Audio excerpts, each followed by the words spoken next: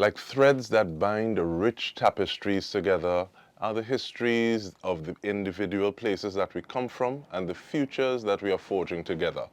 Welcome to In Depth with me, Dike Rostant. We are here at Prindela Fashions to speak to the founder, Carol Prince-Mandela, about the fabric of emancipation.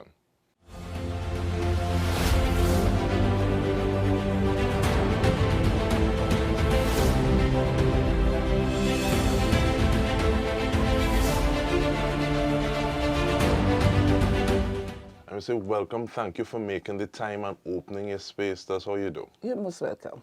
And it's a really busy time as well. It is. As we speak, we have customers waiting to come in. Definitely. But even before we speak to how it is you deal with customers, tell me a little bit about how it is you got into this calling. Thank you. I find those stories are really interesting. Okay, well, way back in the 90s, while in a search for African clothing in Trinidad and Tobago, not many options were available to us. And so at that time, well, I can sew, so we would get fabric and make little stuff and all of that. But eventually, I wanted something more than that. And at that time, I was working at BWIA, and on our many travels, you know, I went to the different African markets and trade fairs and so, and going there, I met a lot of different people, a lot of different suppliers from all over the continent. And I hooked up with mainly people from Ghana. They were like brothers, really brothers and sisters. And I made some connections. We started off with 4 pieces. We said, let us bring 4 and see if we can start something with this. And the rest is history. Very often we would hook up with new suppliers, but you know, the distance and the sometimes the language barriers, because a lot of them, their first language is not English. You know, a lot of French, like those from Benin and Ivory Coast. And so we kind of stick with more Ghana and Nigeria in terms of our suppliers. But that was about it. And here we are in 2023, Prindela Fashions. And looking at what it is happening in 2023 now, so you spoke about Ghana. Is there, and the language considerations, are there any other factors that go into where it is you source your inputs from, where it is you source fabrics from? All right. Well, you know, the whole foreign exchange is another challenge. So that some of the suppliers that we presently deal with, we have been dealing with in excess of 20 years. So you build that trust. So they very often would ship to us, and then we would do our wire transfers and that kind of thing. And of course, I send designs to them because of the embroidery and the intricacies of some of the work on the garments, not readily available here. So I have built that connection with some of the suppliers, and you know, it has been fairly easy in terms of getting the stuff in and in terms of the payments and that kind of thing.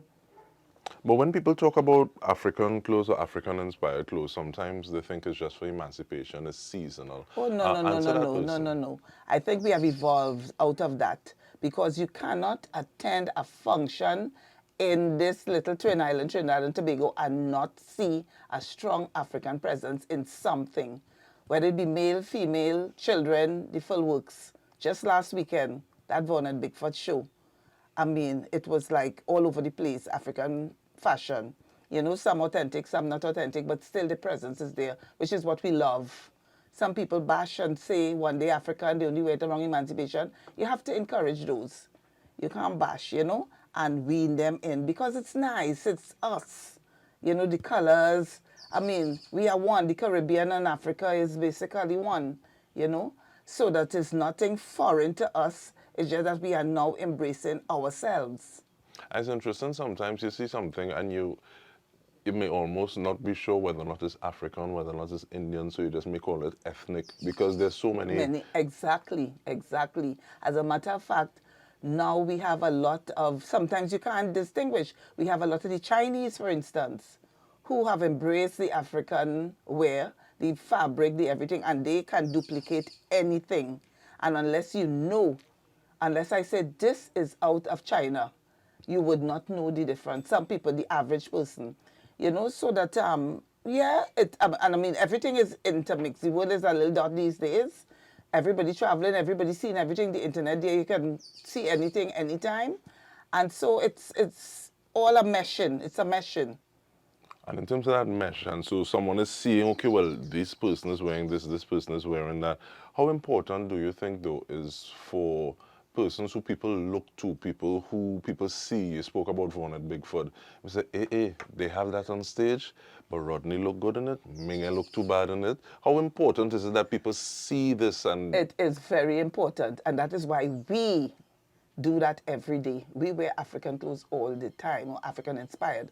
So like somebody will come into the store, and what I try to do, I try to, European styles tend to have these long, skinny girls with the long legs and everything. We're not about that. We about real people. So I want to see somebody that we will consider a plus size, a 3X, and they're looking sharp.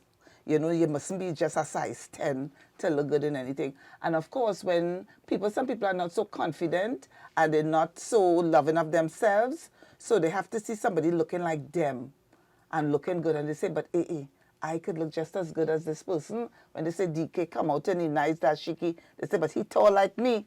I could do that, So it is important. And so someone sees you online or at the concert, they bring their friend or they come themselves, they bring the significant other. What is the process of someone who's not necessarily used to wearing clothes like this? How do you take them through that process? Oh, we get that on a daily basis. So they would come in and they say, I ain't want nothing too Africanish now. I don't know if I could carry that. That is a statement that used to trigger a negative thought in my mind, but now I've learned to deal with it. So you take them like you're teaching a baby to walk. You take them in, you say, well, what is your favorite color? Do you like fitted clothes or you like loose clothes? And then, you go through a whole process with them and you give them like 3, 4 options. Let them take pictures if they need to so they can see themselves. And, eventually they love themselves more than when they entered and just looking at the pictures of themselves in these different. You have to have time. You have to have patience. I mean, during this week is Emancipation lead up, so you may not be as patient because a lot of people waiting to come in and that kind of thing. But generally, that is how we do it. You come in and you let them tell you what they are comfortable with. And of course, you try to find something to suit that. And then the other thing is, after they wear the garments and they go out there and they get the compliments, well, it's all over. Well, tell me about some of those compliments now, because while we were setting up, someone called and spoke with you. So what are some of the... This lady called this morning. She went to church in her outfit. She said that somebody in the congregation say, but Mrs. Marin, that is you. You're looking 10 years younger. So dear, that was a whole self-boost, getting that compliment. So, she's coming back for 1, 2, 3, 4, 5. So it's just the compliments. Like I could give you this story. My sister-in-law, she was very skeptical about wearing African clothes. So around Emancipation, going to the office, she said, girl, I'm walking out the road to take my taxi and my head down. And I'm walking, I ain't too confident in this thing that I borrowed from Carol, but I'm still wearing it. She said, from the time I get the full compliment, the chest going up and I walk in, I'm proud, I'm happy. And that's how it is. You don't bash, you wean people in. If you want people to join you, you have to be soft. You have to wean them into it. And I mean, it has been a long road to go still, but we are getting there. And we continue talking about that road when we return from this break. Stay with us. We return with more.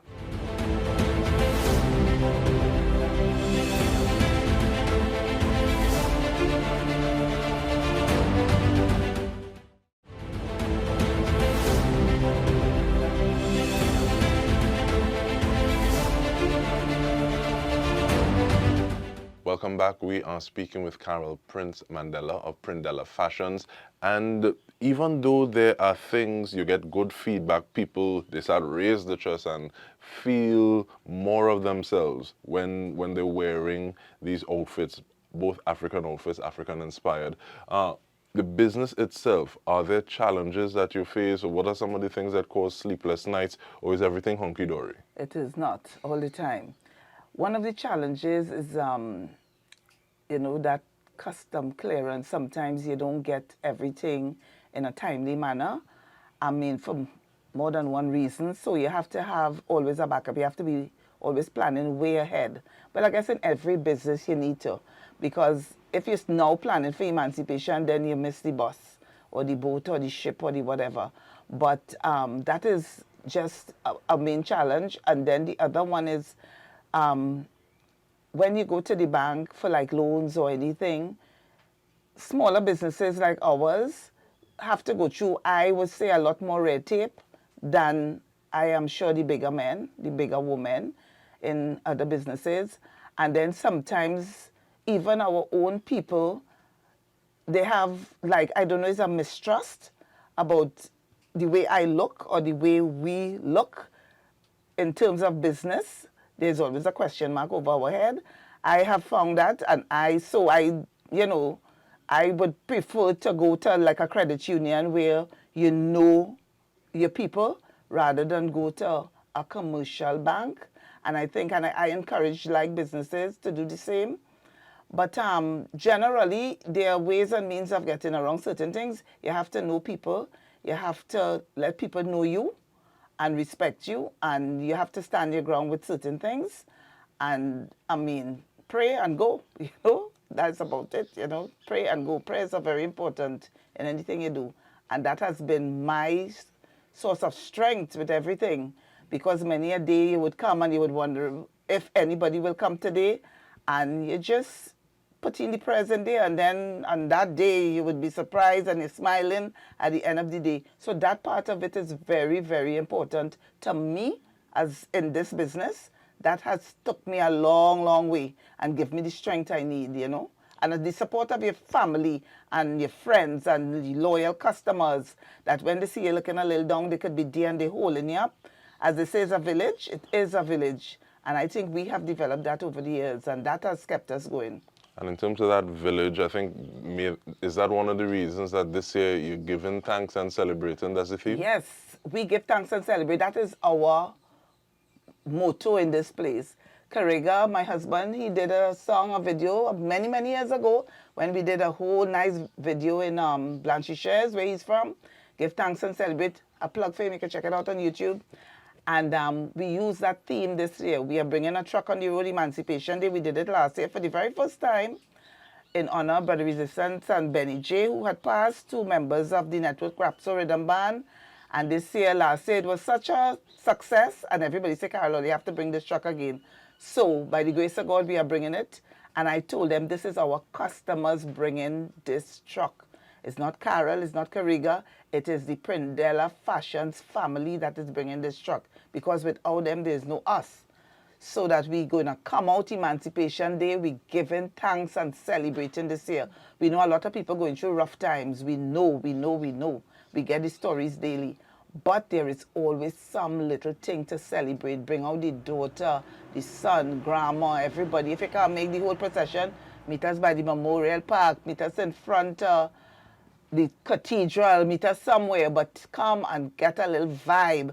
Meet us at the beginning of the procession on the Brian Lara Promenade and just get a picture, feel a vibe, dance a little bit, enjoy yourself. Meet us back up in the little Yasu Mawale village, up in the grandstand, Queen's Park, Savannah after.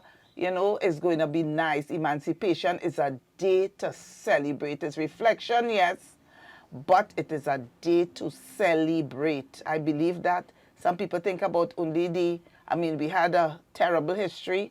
You know, they do all kind of things to us. Yes, those are important. We have to remember that. Don't ever forget it. But we're moving forward. We're giving thanks and we're celebrating. And looking at that celebration, sometimes people get hung up on one or the other, saying, okay, well, these injustices happened, or sometimes it feels as though we can just, okay, well, let's forget that and be on this. But in terms of education, do you also let people know, okay, well, this fabric is from here, this design is from here?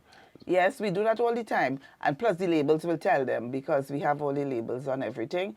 We try to tell them. We have been researching all the different designs, so we know the wedding flowers, and we tell them, Google it.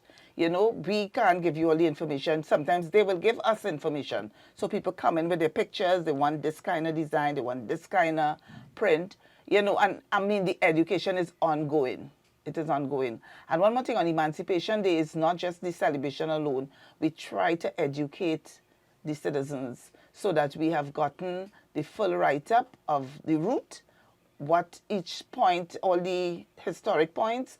So Omari Ashby and my brother, Roger Prince, they're going to be on the truck, taking us through the procession and giving us all the information.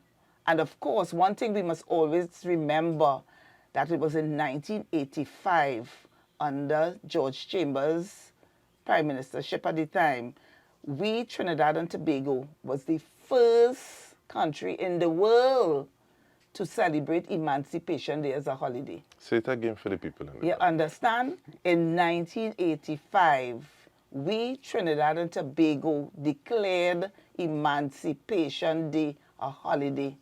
The first country in the world. Lots of people now joining in. But we, Trinidad and Tobago, we have lots to be proud of. We have lots to celebrate. We have lots to give thanks for. We have ills. Don't forget that. We have a lot of things going wrong in this country. A lot. Sometimes it might be more than the good things, but we have to focus on the good things as well. And Emancipation Day is not a day for us to be sad. It is not a day for us to, be grousing too much. I mean, we could come out with the process cards and everything. Feel free to do that. It's how you want to express it. But we at Prindela Fashions, we are giving thanks and celebrating. And do you find, well, like we started off and you said, well, this time leading up to emancipation is so much busier. Do you find persons originally wanting to get something for emancipation, but then liking how they look in it so much that it's starting to break that Correct. mental kind of Correct. seasonality? As we were talking about the compliments, they come out for emancipation and they say, but why am I not dressing like this more? Some of them have the concept that African clothes is too expensive, it's not affordable. And that was one of our mission, to try to make it more affordable. So if you can go into a store and get a dress for $200, we tried to get a similar African-inspired dress for the same $200, so that you have a choice.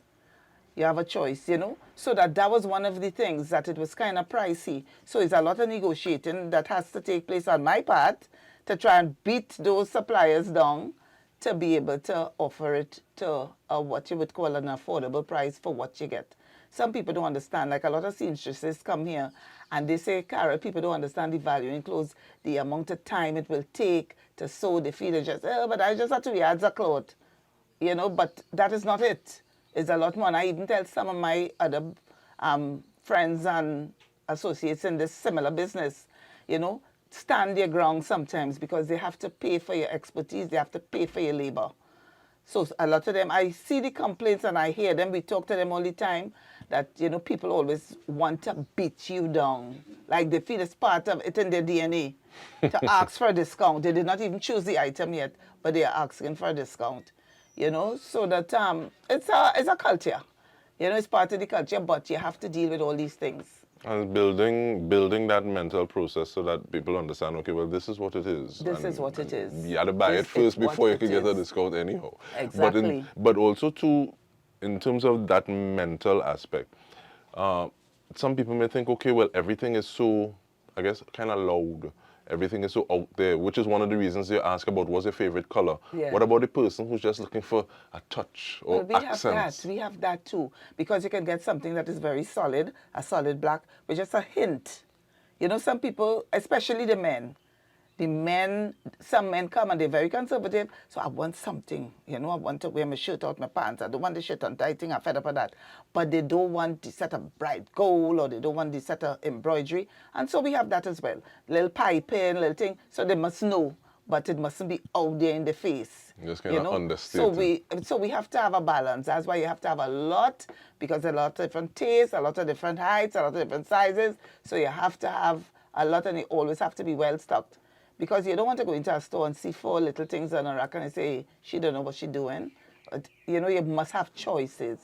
So like in somebody coming in, I would say take 3 or 4 pieces. So when you're trying it, so you know. And very often it's a marketing strategy as well. They may come for 1 item, they put on 4, and 3 look good.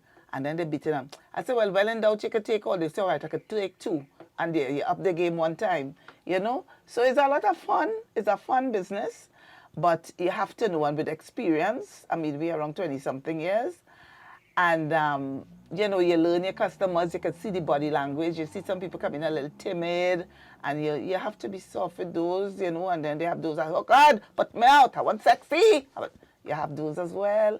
So, you know, it's a mix, it's a fun thing. And in that joy and that fun of helping people find themselves a little more, for want of a better term, you also have accents in terms of like sandals, There's wrists. jewelry, everything. So sometimes people will come in and I say, when walk with your item, they may not have purchased it from us. And they say, I want some nice piece of jewelry, you know, and they might have a plain black dress. And so I say, put it on, try it on, and you do the different, you know, choices of jewelry. So we say we have a bling room, which is a lot of bright and stones and bling and silvers and golds. And then we have the natural room, which is a lot of beaded stuff, cowrie shells, that kind of more natural stuff. So, you know, we have both choices available. We also import, like, out of Kenya, a lot of beaded work, a lot of beaded sandals. But then that's another challenge. Look, I've ordered so many things from them. This is Emancipation Week, didn't get the delivery. You know, but they don't make the stuff unless you order it. So it's a little longer process. But it's all good, it's all good. And I mean, people have come around a lot since we've started. People are more confident. Some people, they have changed out the whole wardrobe from European styles to more African-inspired styles. And then the styles have changed as well. So you get a lot of European-looking styles, but in African fabric. Some people like that. So you can go into the office in a tailored suit, but it's in African print, you know, so that there is a mix and there's a crossover and there's a merging. And that kind of reminds me of the Africans saying, how does one eat an elephant one bite at a time? Correct. So we thank you for taking those bites and bringing people along for the journey in this kind of Ubuntu vibration. Carol Prince-Mandela of Prindela Fashions. And on behalf of the entire TTT News team, this has been In Depth with me, Dike Rostant. Thank you so much for joining us.